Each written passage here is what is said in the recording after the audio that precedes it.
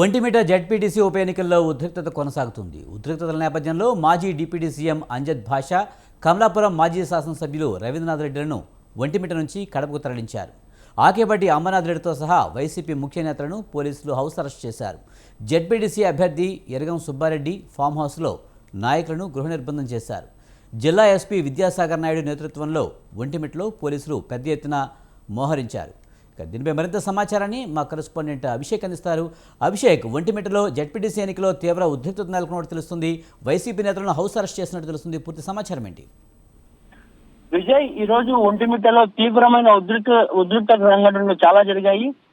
అది ఏమంటే మండిపల్లి రామప్రసాద్ రెడ్డి, అదే విధంగా స్థానిక శాసనసభ్యులు ఆకేపాటి అమర్నాథ్ రెడ్డి అటు కూటమి ప్రభుత్వం నుంచి ఈ ఎన్నికను దగ్గర నుండి నడిపిస్తున్న మంత్రి రామప్రసాద్ రెడ్డి కావచ్చు, ఆపోజిట్ లో స్థానిక వైకాపా శాసనసభ్యుడు ఆకేపాటి అమర్నాథ్ రెడ్డి ఇద్దరు కూడా పంతానికి ప్రెస్టేజ్ కి వెళ్లి ఒకరినొకరు తీవ్రంగా వర్గపోరును తీసుకొని రావడం జరిగింది.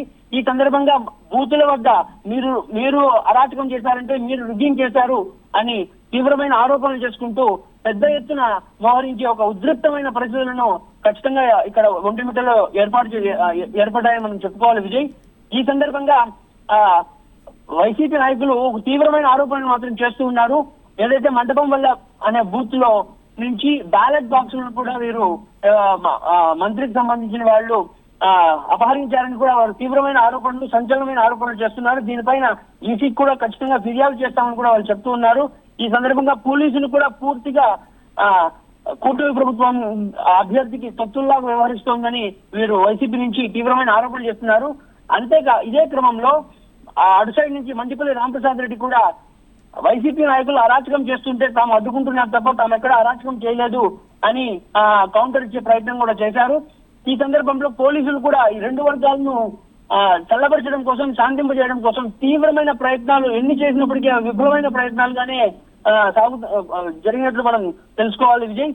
ఈ సందర్భంగా ఆకేపాటి అమర్నాథ్ రెడ్డి, అదే విధంగా మాజీ ఉప ముఖ్యమంత్రి అంజద్ భాషా, మాజీ ఎమ్మెల్యేలు కొరముట్ల శ్రీనివాసులు కావచ్చు, మన రవీంద్రనాథ్ రెడ్డి కావచ్చు, వీరందరూ పూర్తిగా ఇక్కడ పోలీసులను, అదే విధంగా ఇక్కడ అధికారులను, జాయింట్ కలెక్టర్ దగ్గర నుంచి ప్రతి ఒక్కరిని వారు తీవ్రంగా ప్రతిఘటించి వారు డిమాండ్ చేశారు. ఈ ఎలక్షన్ ను ఖచ్చితంగా రద్దు చేయాల్సిందిగా వాళ్ళు డిమాండ్ చేయగా ఈ సందర్భంగా వీరందరూ ఒక సమావేశం ఏర్పాటు చేసుకున్న ఎవరైతే స్థానికంగా వైకాపా అభ్యర్థిగా ఉన్నాడు ఎరగం సుబ్బారెడ్డి, వారి యొక్క ఫామ్ హౌస్ ఒక సమావేశం ఏర్పాటు చేసిన సందర్భంగా అక్కడికి పోలీసులు వెళ్లి అందరినీ గృహ నిర్బంధం చేశారు. స్థానికంగా లేని నాయకుల్ని బయటికి తరలించడం జరిగింది. Right, thank you very much.